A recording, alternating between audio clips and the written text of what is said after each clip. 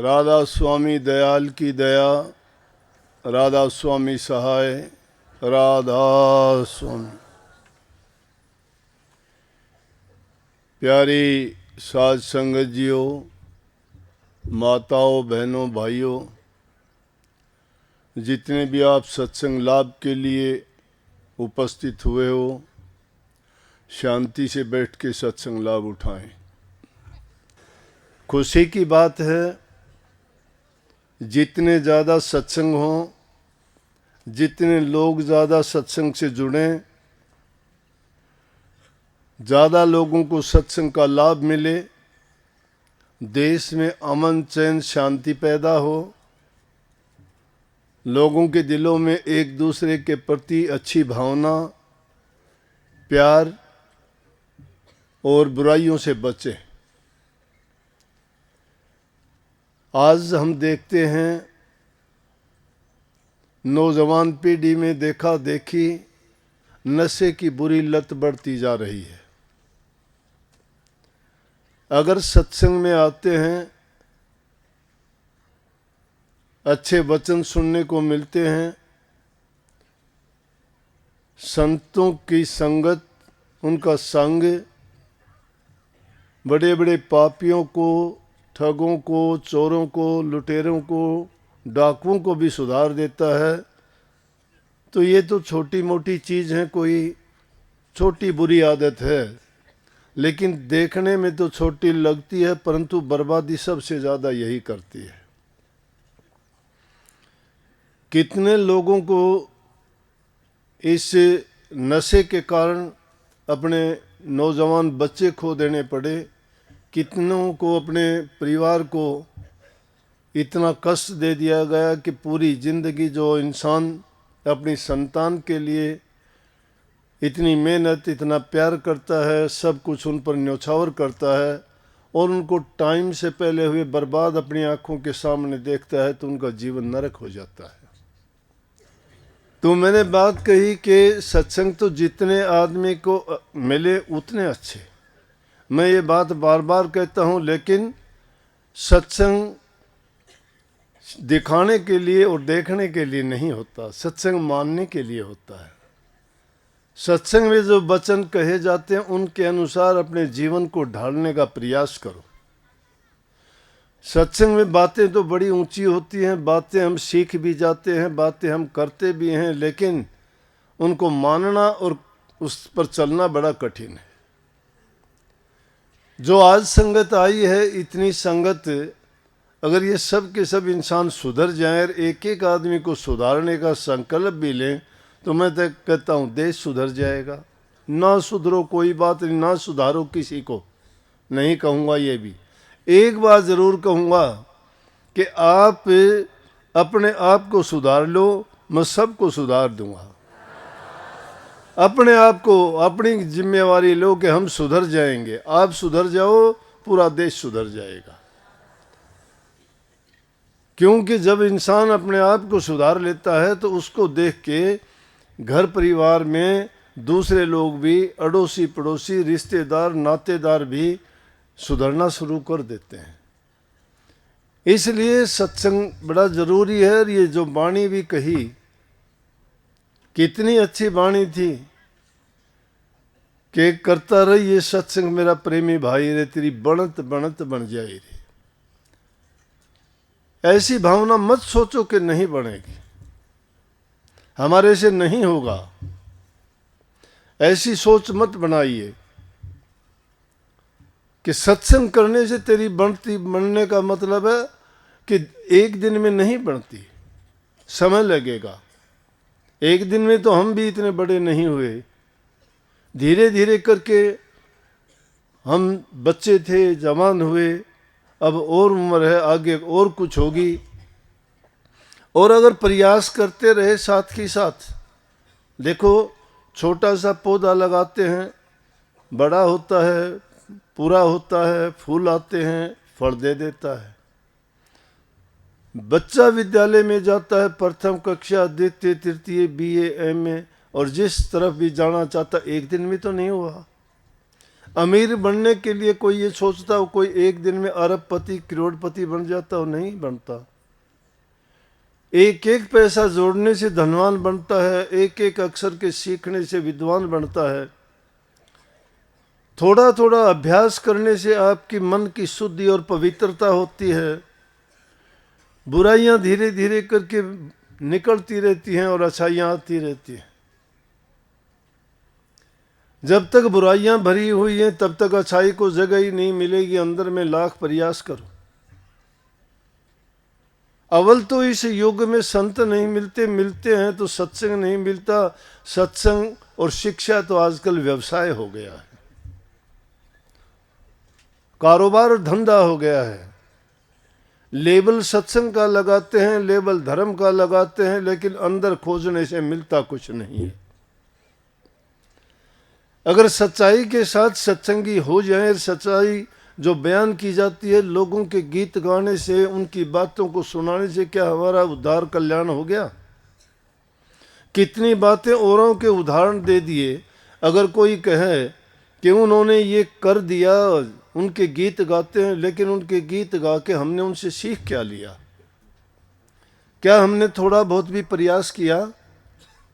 लेकिन जिनकी नाम लिए गए वो सच्चे थे, पक्के थे, अपने रास्ते पे वो पूरे अपने बल, साहस और शौर्य के साथ उस संघर्ष में उतरे, और जब अंत में जाके उन्होंने ये नाम पाया जिनके आज हम गीत गाते हैं।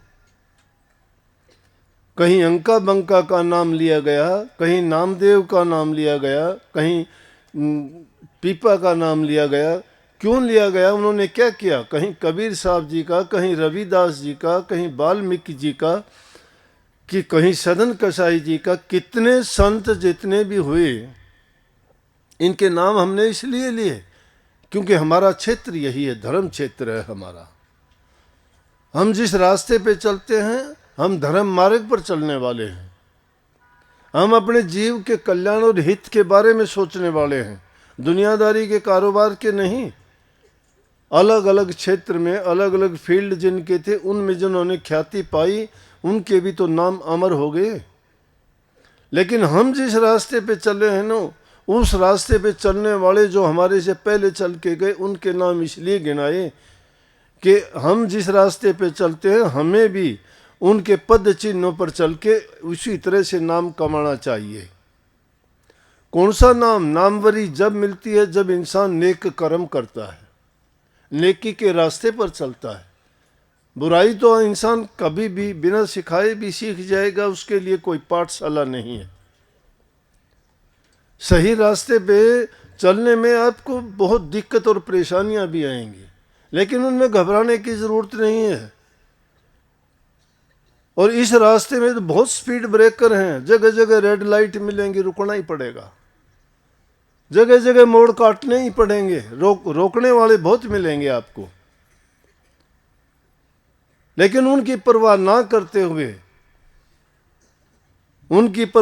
करते हुए और सच्चाई के साथ उस रास्ते पे चलते जाएंगे। थोड़ा थोड़ा थोड़ा थोड़ा करके भी अगर हम अभ्यास शुरू कर देंगे तो एक दिन हम हर प्रकार से पाक, साफ और पवित्र हो जाएंगे। बुराइयां निकल जाएंगी। अब ये नहीं हो सकता कि हम बात तो ऊंची ऊंची करते हैं, करना कुछ चाहते नहीं है। नाम लिए कितने दिन हो गए, गीत गाते, मैंने नाम लिया था, ये लिया था। मन में ईर्ष्या पालते हो, द्वेष पालते हो, लालच से भरे हुए हो, अपने स्वार्थ के सिवाय कोई सोचते ही नहीं हो। धर्म कहाँ आड़ा आएगा? कहाँ आपके रास्ते को, कहाँ आपके जीवन को सुधार देगा? जीवन को सुधारना चाहते हो तो बेपरवाह होइए ना। दुनियादारों की तरफ अगर देखोगे तो एक कदम भी नहीं चल पाओगे। वो अपने अनुरूप, अपने विचार, अपनी सोच के अनुसार आपको अनेक प्रकार की बातें बना के रोकने का प्रयास करेंगे।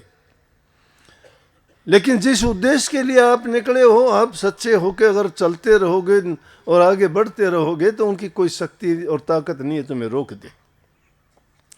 और तुम्हारे साथ में तो एक और बड़ी शक्ति है, जो गुप्त शक्ति है, जिसने नाम की कमाई करके आपको उस कमाई में से बरकत दे रखी है। वो नाम है।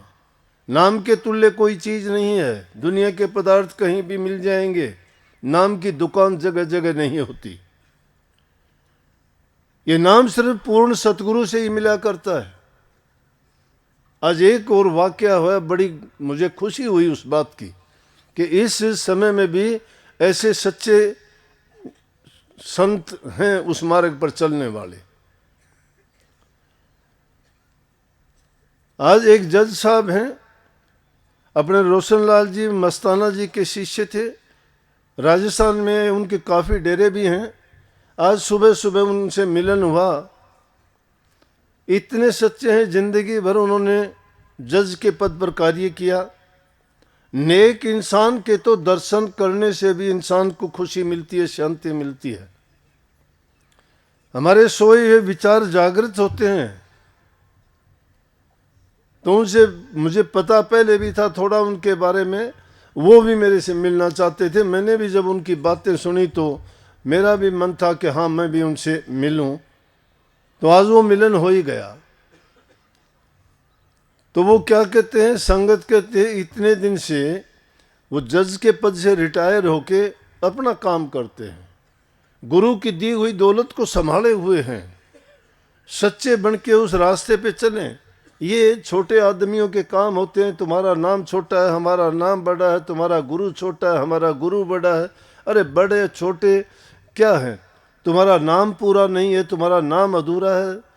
तुम नाम पूरा लेके ने तुमने कौन सा पूर्ण काम किया है?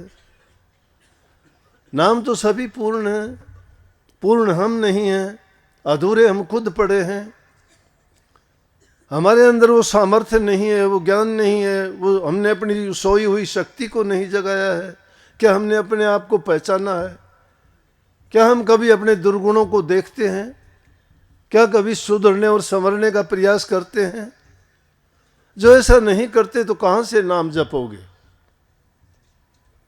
नाम जपने के लिए पहले अपने हृदय को साफ और पवित्र कीजिए, बुराइयों को निकाल दीजिए। नाम तो बहुत शौक की चीज है, मुश्किल है ही नहीं। मैं बताऊं, सुधरना बड़ा मुश्किल है। जब गाड़ी पटड़ी पे चढ़ जाती है, दौड़ने में दिक्कत नहीं है, पटड़ी पे चढ़ती तो नहीं गाड़ी। जब उस पर चढ़ जाओगे फिर कोई रुकावट नहीं है, मन चाहे काम कर सकते हो। देखा देखी सुनी सुनाई बातों की गीत गाते हैं हम। तो उनसे जब मुलाकात हुई, मैंने पूछा कि मैंने आपके बारे में सुना है। वो कहते हैं कि भाई मैं नाम नहीं दूंगा किसी को, नाम नहीं दूंगा। क्यों नहीं दोगे? कहते हैं कि जब तक मैं ये नहीं समझता कि मैं नाम देने के काबिल हूं, मैं नाम किसको दूंगा? मैं अगर दूसरे जीवों को दबाऊंगा तो मैं नरक का भागी बनूंगा, पाप का भागी बनूंगा।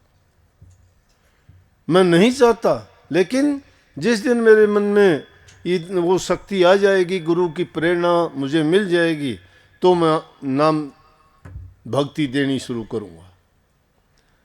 मैंने उनसे कहा कि आपका और हमारा मिलन आज शायद इसीलिए हुआ हो। मेरी मान्यता आपसे थोड़ी अलग है, मैंने उनको कह दिया। मैं ये कहता हूं कोई भी जीव अगर आता है हमारे पास तो वही आएगा जो दुखी है, जो रास्ते से भटका हुआ है, जिसमें बुरी आदतें हैं। धोबी के पास साफ कपड़ा कभी नहीं जाता, मिस्त्री के पास नई मशीन नहीं जाती, टूटी फूटी संवरने के लिए जाती है। गंदा कपड़ा धोबी के पास धुलने के लिए जाता है। लकड़ी जंगल की है लेकिन मिस्त्री के पास कुछ बनने के लिए जाती है, और वो उसको काट के छील के संवार के कीमत दे देता है। तो किसी को ये कह के नहीं छोड़ देना चाहिए कि नाम के काबिल नहीं है। क्या पता किस जीव का कब भाग जाग जाए, कब उसके अच्छे दिन शुरू हो जाएं, कब उसके पूर्व जन्म के किए हुए पुण्य कर्म उसके आगे आ जाएं और संतों का मिलन होके उनको नाम की दीक्षा मिल जाए तो समझ जाएंगे। क्योंकि इस जीव के लिए ये है कि अगर एक जन्म में संतों से नाम मिल गया और वो जीव किसी तरह नाम की कमाई नहीं कर पाया और नाम की कमाई ना करके वो रास्ते में ही भटक गया, तो ये नहीं होता कि उसका जीवन व्यर्थ चला गया। नहीं, उसका जीवन व्यर्थ नहीं गया। संतों के चेताए हुए जीव कभी भी नीच गति में नहीं जाते, नीच योनि में नहीं जाते। संत अपने जीव को इस योग्य बना देते हैं कि दोबारा उनको इंसान का ही चोला मिलता है, और जिस रास्ते में जिस मंजिल पे वो भटक गए थे उनको फिर गुरु मिलता है, फिर नाम मिलता है, फिर संत उससे नाम की कमाई करवा के जब तक उसका कल्याण नहीं कर देते तब तक उनको इसी प्रकार से जीवन मिलता रहता। लेकिन बात आके रुकती है, करनी ही पड़ेगी, जन्म कितने ही हो। ये संतों का आशीर्वाद है कि उनको योनि इंसान की मिलती रहेगी, क्योंकि मुक्ति का दरवाजा सिर्फ इंसान का जीवन है। दूसरी जो योनि कितने भी मिलो, उन योनियों में गुरु नहीं, ज्ञान नहीं, नाम भक्ति नहीं, कोई तरीका नहीं, किसी योनि में नाम नहीं मिलता। लेकिन वो लोग मूर्ख हैं जिनको हर प्रकार से सुलभ है, इंसान का चोला मिला है, फिर भी वो अगर पशुओं की तरह से, राक्षसों की तरह से जीवन बिताते हैं, एक दूसरे के प्रति बुरी भावना रखते हैं, बुरी चीज़ों को त्यागना नहीं चाहते। अरे इंसान तो बहुत पवित्र है, प्रभु के बाद में इंसान को दूसरा दर्जा मिला हुआ है, इसके समान और कोई जीव नहीं है। तो मैंने उनको कहा कि आपको जीवों को नामदान की दीक्षा देनी चाहिए, क्योंकि एक संत से दुनिया का कल्याण नहीं होगा, अनेकों संत आएंगे, नाम भी अलग अलग होंगे, हर जगह वातावरण एक जैसा नहीं है। ईसा मसीह बर्फानी प्रदेश में हुए, पश्चिमी देशों में हुए, वहाँ पे बर्फ ही बर्फ है। वो हमारे जैसे कठोर नियमों को नहीं मानने वाले नहीं मान सकते, मजबूरी है। उनके हालात, भौगोलिक परिस्थितियां हैं, उनके अनुसार उनको अपना जीवन साधना पड़ता है। हमारे लिए जो हालात हैं उनके अनुसार हमें अपना करना पड़ता है। हमारे ऋषि मुनि जंगलों में एकांत में जाके नाम भक्ति तप साधना करते थे। संतों ने उन हालात को देख के अब और भी सुलभ कर दिया कि संत का नाम क्या है, सादगी के साथ सभी काम करते हुए, सब प्रकार से अपने ईमानदारी के साथ, सच्चाई के साथ, धर्म के मार्ग पर चलते हुए अपने जीवन को भी संवारते हैं और अपने गृहस्थ जीवन को, मनुष्य जीवन को सुखी भी भोगते हैं। अगर नियम के मुताबिक इंसान सही रास्ते पे चलता जाए, अपना कल्याण भी कर लेता है और हर प्रकार से ये जीवन भी उसका आनंदमय गुजरता है। जिस स्वर्ग और नरक के जिक्र करते हैं वो यहीं से शुरू हो जाते हैं। जिस इंसान का जीते जी नरकमय जीवन है, देखते नहीं कितने आदमियों को कहीं सड़क पर गिरे देखते हो, होश नहीं है, क्या खाया है क्या पिया है, कपड़े पहनने के लिए नहीं है, सर्दी गर्मी का कुछ पता ही नहीं है, पशु के तुल्य क्या ऐसा जीवन है उसको पता ही नहीं क्या है क्या नहीं है, क्या जीवन है उसका।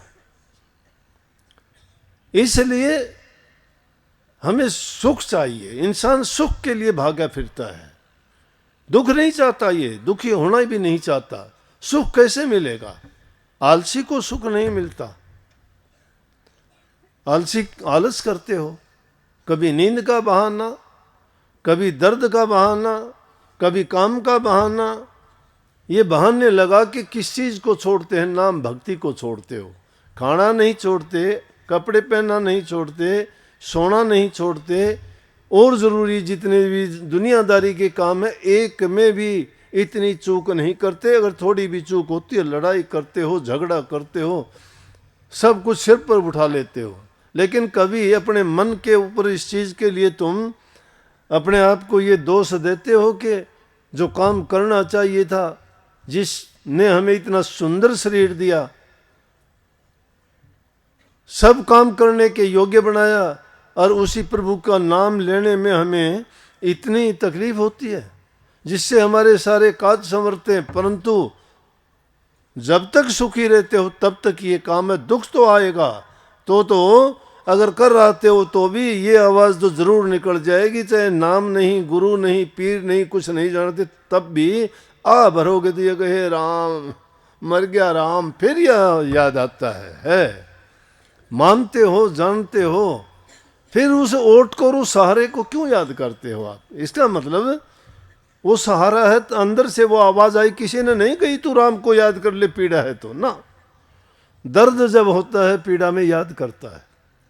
और संतों ने तो उससे भी सुधरा हुआ रास्ता दिखा दिया कि तुम उस नाम की ओट लेके, उस नाम का नित्य प्रति जो इन्होंने बात कही, कितने के अगर उनके एग्जाम्पल तो दिए जाएं तो बहुत लंबा चला जाएगा, लेकिन सत्संगों में बार बार सुनते भी रहते हो। परंतु मैं पहले वो बताऊं, जज साहब को मैंने तो उनको कहा, अब ये उनकी मर्जी है, वो क्या करेंगे क्या नहीं करेंगे। वो कहने लगे कि हाँ मैं सोचता तो यही था कि जब तक प्रेरणा नहीं होगी, तो मैंने कहा शायद आज का टाइम ये उचित समय है, मेरा और आपका मिलना भी यूं ही हुआ हो। तो हो सकता है कि जिन जीवों को उनके साथ में संबंध है वो शुरू कर दें। लेकिन अच्छी बात यह थी कि देखो कितना सच्चाई के साथ बयान किया कि भाई मैं अपने आप को इसे योग्य नहीं समझता। अरे कई तो ऐसे प्रेमी हैं हमारे जिनको नाम का खुद नहीं पता, 1 मिनट भजन में नहीं बैठते, वो भी गुरु बन के बैठ गए, वो भी नाम देने लगे। क्या नाम देते हैं पता नहीं मुझे, कैसा नाम है। चाहे तो ये बोलचाल के नाम जिन्होंने सुन लिए, गुरु से सुने थे, वो नाम उसको याद है, वो और को पकड़ा दिए, वो और को पकड़ा दिए कि ये नाम से ज्योति निरंजन ओंकार रारंग सोहम सतनाम राधा स्वामी सत साहिब, जो भी उनके मन में आया कह दिया कि ले ये हैं। अरे तुमने खुद उनको खोल के देखा नहीं। भीखा साहब क्या कहते, भिखन भूखा को नहीं, सब का पल्ले लाल, गांठ खोल पर क्या नहीं, रिया विद भय कंगाल।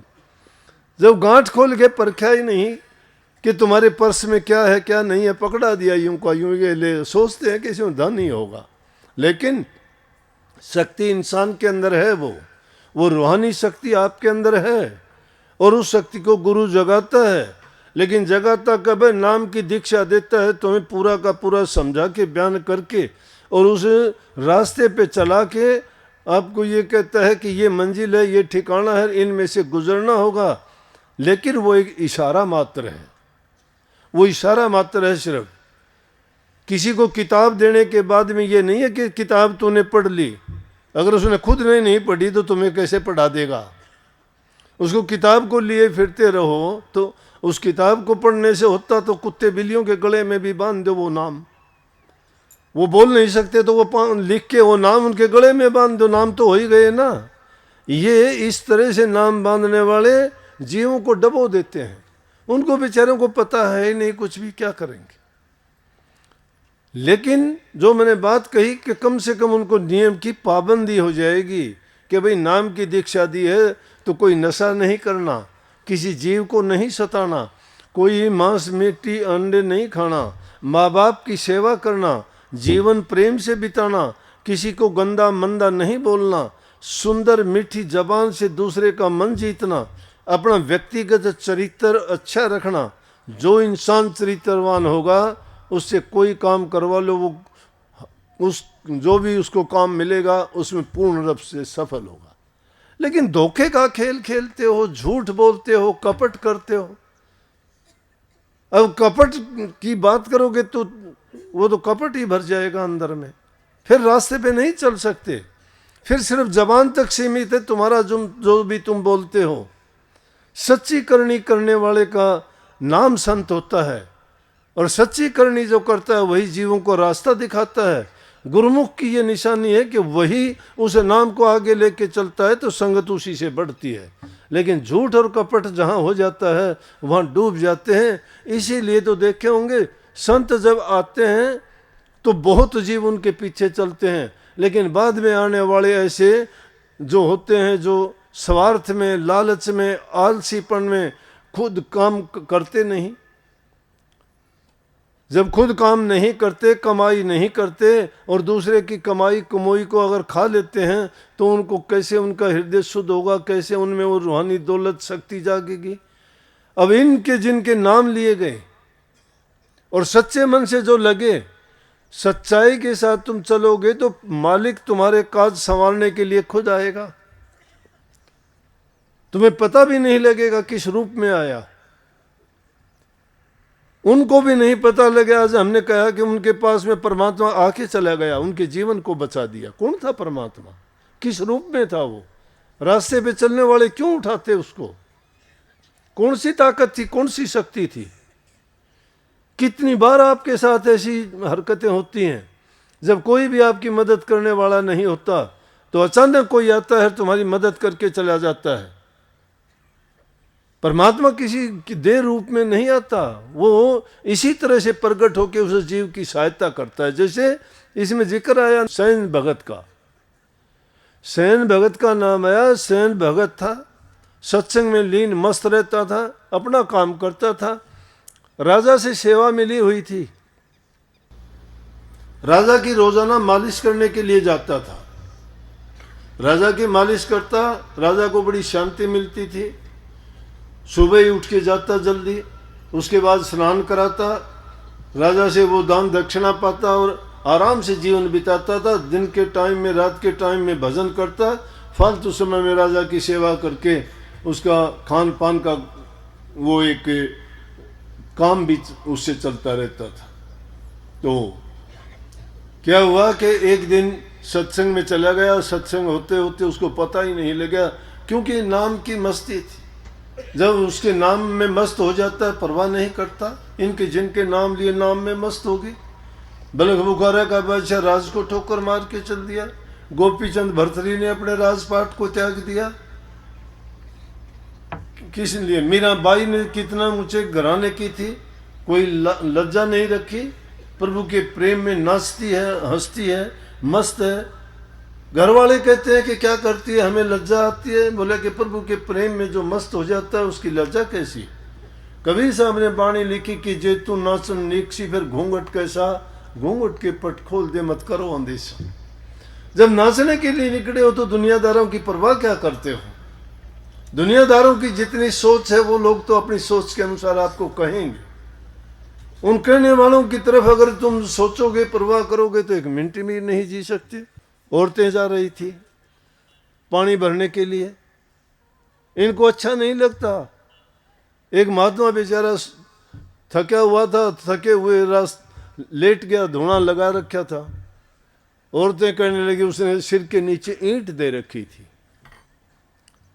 औरत कहने लगी कि देखो घर छोड़ दिया लेकिन फिर भी ऐसा आराम नहीं छोड़े, सिर के नीचे ईंट लगा ली। महात्मा की ईंट भी बुरी लगी, उसने सोचा भाई ईंट से महात्मापन खत्म होता है, निकाल दी बेचारे ने। दूसरी करने लगी, देख लो महात्मा बन गया, मरोड़ फिर भी नहीं छोड़ी, ईंट निकाल दी। अब बेचारा क्या करे, ईंट रखी भी नहीं, निकाल दी। तीसरी बोली, महात्मा जी इन दुनियादारों की परवाह ना करो, इनकी तो परवाह करोगे और कोई कुछ कह देगा। आप ना बुरा मानो ना भले का भला मानो, आप जिस काम में लगे हो उस काम को अपने सच्चाई के साथ करते रहो। तो ये दुनियादारी के लोग तो ऐसे हैं भाई, ये तो डुबो देंगे। उनकी परवाह करोगे तो उनको कोई चीज़ रास नहीं आती, अच्छे को भी नहीं बख्शेंगे, बुरे को भी नहीं बख्शेंगे। पूरी रात सत्संग में लीन रहे, सत्संग होता रहा, सुनते रहे, पता ही नहीं लगा कब रात गुजर गई। उसके बाद भी पता नहीं, राजा के नहाने का, स्नान करने का, तेरा मालिश करने का समय आ गया, पता ही नहीं। जब देखा बहुत देर होगी, लेकिन उसके पीछे से क्या होता है, जाता है सैन भगत का रूप धर के राजा की मालिश करता है। मालिश करने के बाद स्नान करवाता है, और उस दिन का स्नान ऐसा करवाया क्योंकि सैन भगत थोड़ा था, प्रभु स्वयं गए थे उसका मालिश करने के लिए। बहुत उसको आनंद आया, बड़ी खुशी हुई। उनका शरीर राजा का एकदम इतना तंदुरुस्त सा नजर आया, कहने लगा आज तो भगत जी आपने क्या किया है, बहुत अच्छा वो किया। और उन्होंने खुश होकर उसको माला दे दी। सैन भगत ने माला ली। उसने सोचा अब ये मुश्किल होगी कि कल को सैन भगत आएगा, राजा पूछ सकता है कि माला दी थी वो कहाँ है। प्रभु वहां से गए हैं, जिस मस्ती में वो बैठा हुआ था जाके माला डाल दी उसके गले में सैन भगत के। सैन भगत को पता ही नहीं लगा। सैन भगत उठता है सत्संग से, देखता वो बहुत देर होगी। ऐसा वैसा कोई आदमी हो तो चलो कह दे कि भाई नहीं आज क्या मजबूरी थी कि आज तो राजा का काम और मेरे साथ तो देखो क्या होगा। डरता डरता भागा हुआ गया, जाके राजा को बंदगी की, प्रणाम किया। राजा हंसा देख के, कहने लगा सैन भगत आज क्या बात है, दोबारा क्यों आए? और ये बात कही, वो आश्चर्यचकित हो गया कि दोबारा? मैं तो आया ही मुश्किल से हूँ, मेरे तो प्राण निकले जा रहे हैं कि सजा मिलेगी, देखो क्या सजा मिलेगी।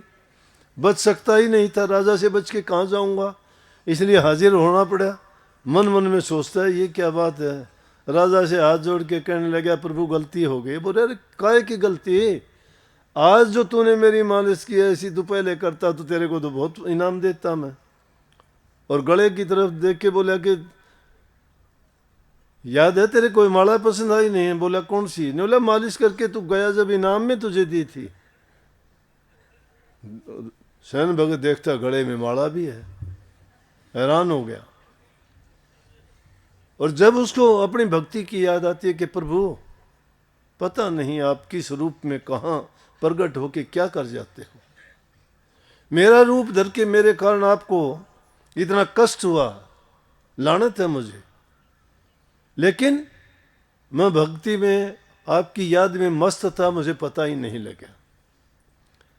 ये करनी है, हम करनी नहीं करते, हम चापलूसियां करते हैं, खुद को धोखा देते हैं।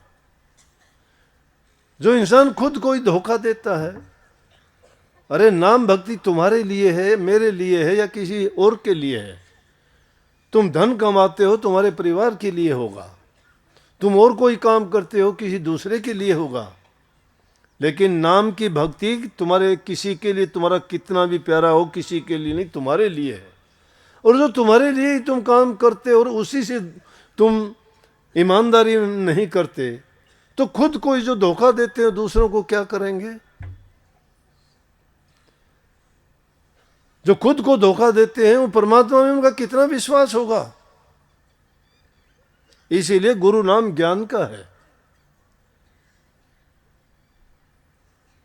नाचे कूदे पद कहे और गुरु से नाही हेत, कहें कबीर कैसे निपजे बिना बीज का खेत।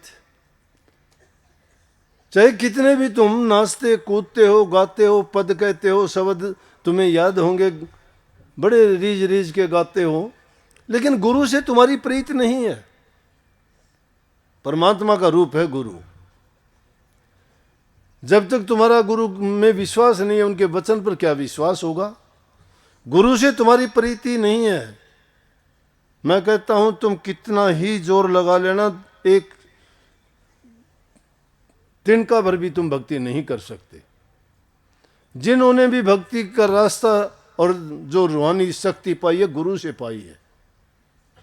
इसीलिए स्वामी जी महाराज ने कहा गुरु राजी तो करता राजी, काल कर्म की चल है ना बाजी। गुरु राजी सब जग रूठे तो भी उसका रोम न टूटे।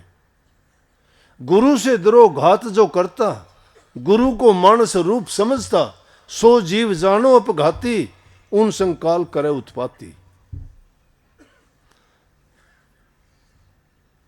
हम तो गुरु से ही द्रोह और घात करते हैं, गुरु को तो मूर्ख समझते हैं, गुरु से चालाकी करते हैं। सिखों के 5वें गुरु अर्जन साहब थे।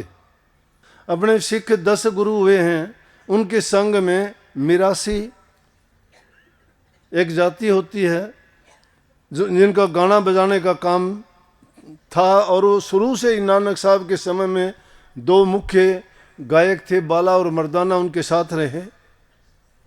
नानक साहब ने बड़ी लंबी लंबी यात्राएं की, उनमें मर्दाना साथ रहा।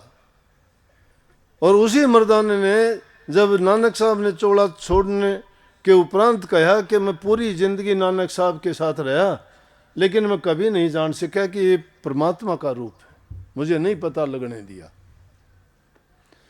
संत सहज स्वभाव में बरतते हैं, बच्चों के साथ बच्चे, स्त्री के साथ स्त्री, इंसान के साथ इंसान, जवानों के साथ जवान, बूढ़ों के साथ बूढ़े, पागलों के साथ पागल, मूर्खों के साथ मूर्ख हो जाते हैं। क्योंकि अगर वो ऐसे नहीं हो तो उनका कल्याण और उद्धार कैसे होगा? वो हर जीव को जिस जैसा जीव है उसके अनुसार वो रह के उनको सुधारने का प्रयास करते हैं। तो उनके दो शिष्य थे, बड़े गाते बजाते थे। इसी प्रकार से 5वें गुरु अर्जन साहब के टाइम में सत्ता बलवंडा दो सेवक थे। वो भी बड़ी बाणियां गाते थे, गुरु के दरबार में जाते थे। जब भी गुरु साहिबान वहाँ मजलिस में सत्संग में आके बैठते और वो गाया करते थे। संगत बड़ा आनंद उठाती थी, क्योंकि भक्ति के गीत होते थे, प्रभु की भक्ति से ओतपोत होते थे, गुरु की महिमा उनमें होती थी, जीव के कल्याण और सुधार की वाणी होती थी। उनसे मन में लोगों की तरंग उठती थी, क्योंकि वाणी तो भयानक होती है तो डराती है, अगर रोचक होती है तो मन में गुदगुदी पैदा करती है, उसको शांति मिलती है उनसे। अगर यथार्थ वाणी होती है तो उनको पता लगता है कि जीव का कल्याण किस प्रकार से होगा। तो इसी प्रकार से वो वाणी गाते थे। उन वाणियों को सुन सुन के संगत बड़ा आनंद उठाती थी। एक बार आया समय, रोजाना देखते जैसे आज संगत अपनी आई है, वो रोजाना देखते इतनी संगत आती है, ये सेवा देते हैं इतने पैसे, और अर्जन साहब से कहने लगे जी हमारे घर में लड़की की शादी है। बोला ठीक है भाई, शादी है। बोला जी मदद करना। बोले हाँ भाई करेंगे मदद, शादी हो बता देना। उन्होंने सोचा कि इतनी संगत है, गुरु तो पता नहीं क्या देगा क्या नहीं देगा, और लेकिन तुम ये कह दो जी हमने तो एक दिन की जितनी सेवा आए वो सेवा दे देना, कि जी संगत जो सेवा डाले वो सारी हमें दे देना। सोचा उन्होंने, बोला 200 200 400 400 की संगत आती है, अगर 1 रुपया देंगे तो भी बहुत हो जाएंगे। गुरु साहब जब गए, बोले जी शादी है आपने कहा था। बोला भाई ये ले 4.5 4.5 बोले एक नानक साहब का पूरे गुरु थे, दूसरा अंगद साहब का, तीसरा अर्जन साहब का, और चौथा रामदास जी का। मैं अभी आधा हूँ, आधा मेरा, 4.5 हैं। बोले 4.5 में शादी होती है क्या? हमने तो एक दिन के पूरे वो दे दे। अब गुरु वाला भाव खत्म हो गया, वो विश्वास जाता रहा कि गुरु ने क्या कहा था। बोला कि हमें तो एक दिन जो संगत दे। बोले अभी ठीक है। वो संगत आई, संगत ने क्या दिया, संगत गुरु की नजर जब फिर जाए संगत क्या दे देगी। वो संगत ने भी कुछ नहीं आया उस दिन, चले गए। बोला कि हम तो सोचते थे क्या का क्या होगा। उन्होंने सोचा था कि पैसे बहुत मिलेंगे, शादी भी हो जाएगी और बाकी अपने काम में लेना पैसे। गुरु से हो गए नाराज, उल्टे सीधे लाग के कुछ कुछ कहने। बोला जा आज के बाद हम नहीं आएंगे, हम शब्द बाणी नहीं गाएंगे। और संगत जो से ना हमारे कारण आती थी, हमारे शब्द सुनने के लिए आया करती, आगे देखना कि तेरा सत्संग नहीं चलेगा आगे। हमने तो नानक साहब से लेके अब तक जो है हमारी जाति ने तुम्हारा सत्संग चलाया है। गुरु से इतना दरोर घात जब किया, गुरु तो शांत स्वभाव के होते हैं। बोला ठीक है भाई थारी मर्जी, आओ तो आओ। अब यूं कि ने बोला कोई बात न रे, तुम शांति रखो, परमात्मा तुम्हारे इस समय बरकत देगा। ने बोला ना ना, हमने बहुत देखे तेरे वर्गे गुरु, जा हम नहीं आवांगे। अगले दिन भेजे, बोला अरे जाके बुला के लाओ भाई, टाइम हो गया सत्संग का। बोला कह देना हम नहीं आवांगे, चला लेगा, देख लें किस तरह चला होगा, संगते को नहीं आई। जाके कह दिया। बोला जी वो तो को नहीं आए। बोले अरे फिर जाओ कोई बात नहीं। गुरु तो फिर चाहता था कि उनका कल्याण उद्धार हो जाए। फिर जाके कहा कि भाई गुरु साहब ने कहा है कि संगत इंतजार करे, चलो। बोले बताई थी ना, अब आगे देखना अभी क्या है, अभी तो ये दो पहले पहले दिन हैं। बोला ठीक है। गुरु साहब बोले जी वो तो नहीं आए, वो तो उल्टा सीधा बोलते हैं। बोले अरे यूँ करियो, आज के बाद में अगर संगत का आदमी जो उनके पास जाएगा, जो उनसे बात करेगा, वो अपना काला मुंह करके गधे पे चढ़ के आना, नहीं तो मेरे पास आने की आवश्यकता नहीं। अब संगत ही संगत तो गुरु की थी, उनकी थोड़ी थी। जब गुरु की नजर फिर गई तो उनकी भी सब नजर फिर गई। उन्होंने सोचा था तुम गाते हो घर घर हो लो, घर घर हो लिए, जिसके घर जाए वो दरवाजा बंद कर ले, कोई मुंह नहीं लगाता।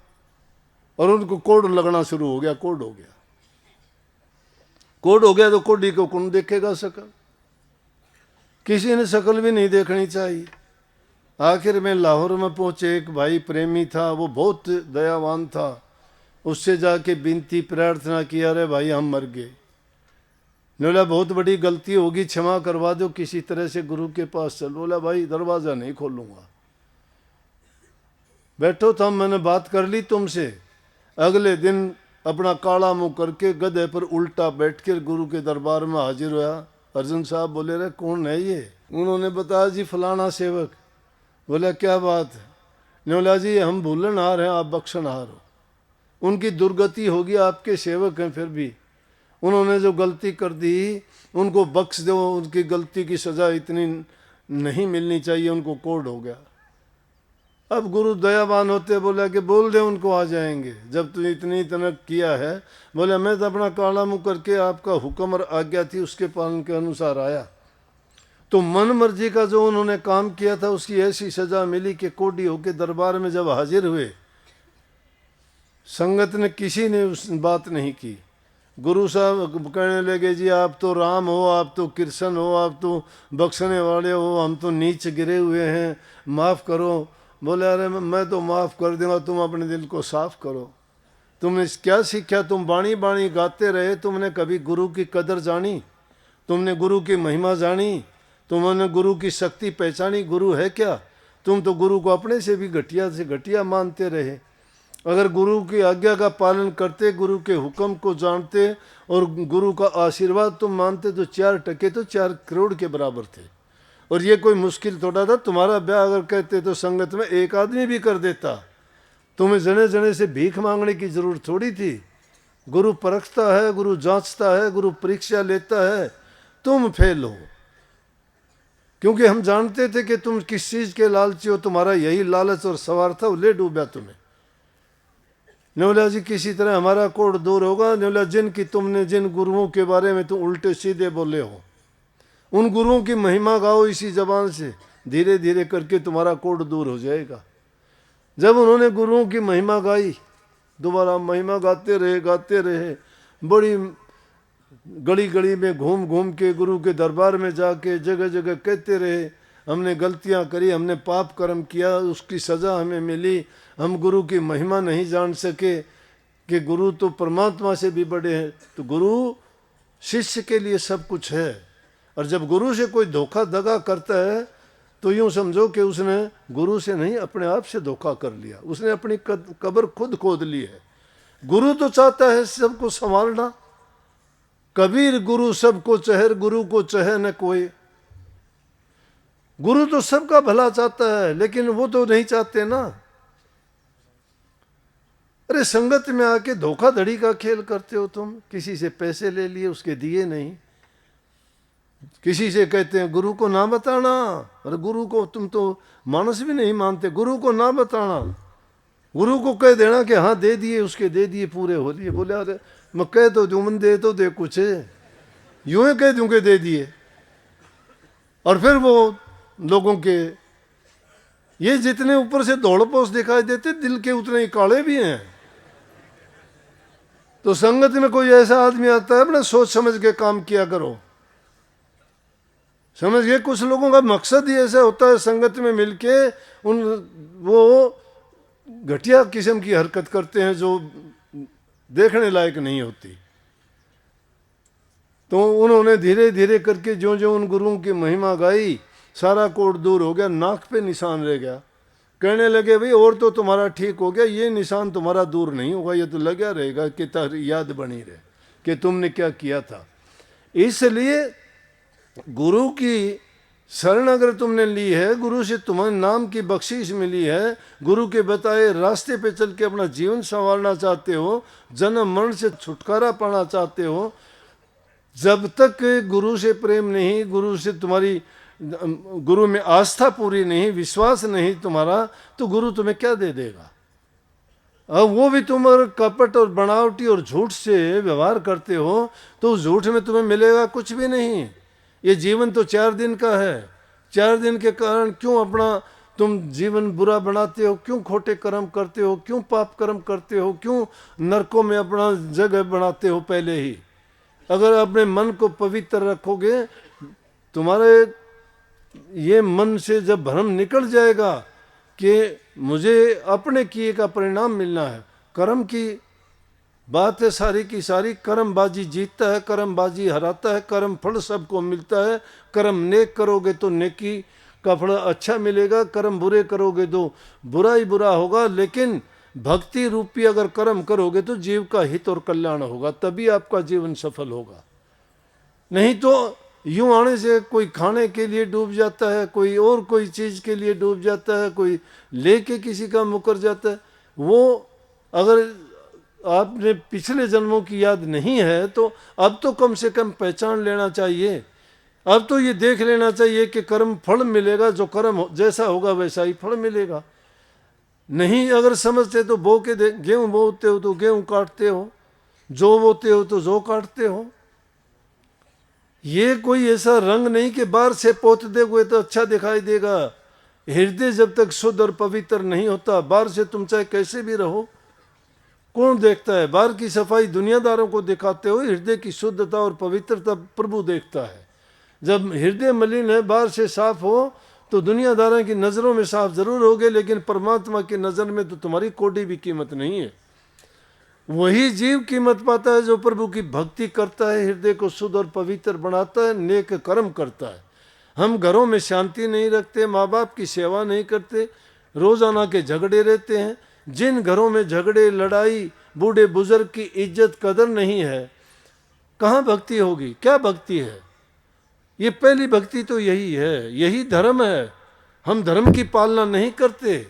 बूढ़े बुजुर्ग की इज्जत कदर करना, माँ बाप की सेवा करना, बीमार तकलीफ के अंदर किसी की मदद करना, तन मन और धन तीनों चीज कहते हो कि गुरु को दे दिए। गुरु को ना दो, कोई जरूरत नहीं है गुरु को इन चीज़ों की।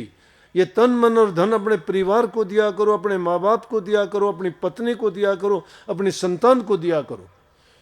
संतान को अच्छी संस्कार दो, अच्छे बनाओ उनको।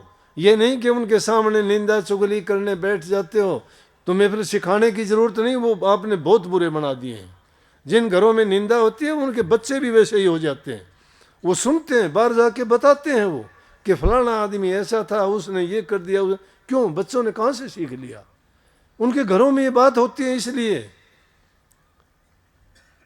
तुम घरों में अपना शुद्ध वातावरण बनाओ, पहले खुद अपने आप को अच्छा बनाओ। अच्छे संस्कार, अच्छे गुण जब होंगे, घरों में प्यार प्रेम शांति होगा, लक्ष्मी आएगी। इसलिए पहली चीज है कि घरों में प्यार प्रेम, जहाँ सुमति वहाँ सुख नाना, जहाँ कुमति वहाँ दुख विदाना। जहाँ सुमति है, जहाँ आपस में प्यार प्रेम है, मेल जोल है, एक दूसरे बड़े छोटे की इज्जत कदर करता है, उस घर में कभी टोटा नहीं आओगा। मेरे से लिखवा ले, आओगा तो भी टोटा छोड़ के भाग जाएगा, कड़े रुकेगा, टोटा रुकन देंगे वो। लेकिन जिस घर में प्यार प्रेम शांति नहीं है, बर्बाद हो जाओगे। मन की शांति चली जाएगी, दिन की भूख चली जाएगी, रात की नींद चली जाएगी, मन में और उधेड़ बुन बनी रहेगी, कभी बीमार रहोगे, कोई तकलीफ होगी, सब कुछ बर्बाद हो जाएगा। इसलिए पहली चीज, घरों में प्यार प्रेम शांति रखो। जबान से मीठे बोलो, पैसे नहीं लगते बोलने के, मीठा बोलने के। किसी को मीठा बोल के देखो, तुम्हें बदले में क्या कहेगा। वो 2 बार बोलेगा, आप 1 बार बोलोगे। अगर किसी बुजुर्ग को बोल के देख लेना, राधा स्वामी बोलते हो तो राधा स्वामी, नहीं तो राम राम तो बोलते होगे, या नमस्ते बोलते होगे, कुछ ना कुछ तो आदर सत्कार के लिए बोलते होगे। ताऊ राम राम, राम राम बेटा, राम राम, राम राम कई बार बोलेगा वो। क्यों? उसने कोई बोलने वाला है ही नहीं। अरे इतना मीठा बोल, अगर किसी ने बोल दिया, उसका दिल जीत लिया। किसी का दिल जीत लिया, उससे आशीर्वाद मिल लिया। आशीर्वाद जो मिल गया, आशीर्वाद फलीभूत होता है। जो अच्छा बोलता है उसको अच्छा आशीर्वाद मिलेगा, जो बुरा बोलता है तो उसकी दिल से कोई अच्छी भावना तो उसके प्रति निकलेगी नहीं, मिलेगा क्या। इसलिए कहिए कि सज्जन के मुख आमी बहत है, जब बोले जब प्यार, दुर्जन का मुख बंद कर रखो भट्टी भरे अंगार। दुष्ट लोगों के जबान से अच्छे वचन नहीं निकलते कभी भी, लेकिन अच्छा बोलने में दाम भी नहीं लगते। और वाणी तो कुछ का कुछ बोल दोगे, वाणी बड़ी अनमोल है। ये एक ऐसा मंत्र है जो दूसरे आदमी के दिल को जीत लेता है। वशीकरण मंत्र कहते हैं इसको, बस में कर लेना। मीठा बोलोगे अपना बना लोगे, कड़वा बोलोगे दुश्मन बना लोगे। और जब मन में शांति होगी, घरों में शांति होगी, जबान में मिठास होगा, तो आप जब भी शांति से बैठोगे, तुम्हारे मन में कोई धुकड़ चुकड़, कोई दूसरी विरोधी विचार ख्यालात नहीं है, कोई ईर्ष्या द्वेष नहीं है। तो एकांत में जब भी उस नाम भक्ति के लिए आंखें बंद करके, और जो तुम ध्यान की अवस्था में जाओगे और उस नाम का सुमरण करोगे, तो एकदम आपकी सुरती दोनों तिलों के बीच में, इन आंखों के पीछे की तरफ जब वो शिथिर हो जाएगी, आपको वो शांति मिलेगी कि इस दुनिया में आपने कभी ना देखी, ना सुनी, ना कहीं मिली। उस शांति को पाने के लिए बड़े बड़े ऋषि मुनि अपने घर बार सब कुछ त्याग के जिनके गीत गाए। राजे महाराजाओं ने राज को ठोकर मार दिया और उसको सब कुछ त्याग के 36 प्रकार के भोजन त्याग दिए, पैरों में जूतियां नहीं पहनी, तन पे कपड़ा नहीं पहना, भीख का मांग के खाना शुरू कर दिया। क्यों? कि उस नाम में जो शक्ति है उसको पाने के लिए इंसान को तप, त्याग और साधना, 3 चीजें करनी पड़ती है। और तप, त्याग और साधना की बात यह है कि हम उसको घर बैठे ही कर सकते हैं। कबीर साहब की वाणी बड़ी कमाल की वाणी है। वो क्या कहते हैं कबीर साहब? आजा रे खिलाड़ी तन खेल रे खिलाऊं, छोड़ दे कपट एक सीख समझाऊं, बताऊं तिरने की तदबीर, मन मार सुरत न डांटो रे, घर बैठे बनो फकीर, मन सुरत न डांटो रे, घर बैठे बनो। भक्ति का रास्ता कितना सुगम। माला जपो तो ऐसी जपनी, जैसे बांस पे चढ़े नटनी, मुश्किल है ये काया डटनी। मुश्किल है, कठिन है ये साधना करना, डटना। हमें कहते हैं कि उस पर डटना बड़ा कठिन है। माला जपे तो ऐसी जपनी, जैसे बांस पे चढ़े नटनी, मुश्किल है ये काया डटनी, डटे तो पर ले तीर, मन मार सुरत न डांटो रे, घर बैठे बनो फकीर। घर बैठे फकीर बन सकते हो, घर छोड़ना नहीं, बच्चे नहीं छोड़ने, स्त्री को नहीं त्यागना, नहीं, बुरी आदतों को त्यागना है, इस शरीर को साधना है, मन को डांटना है।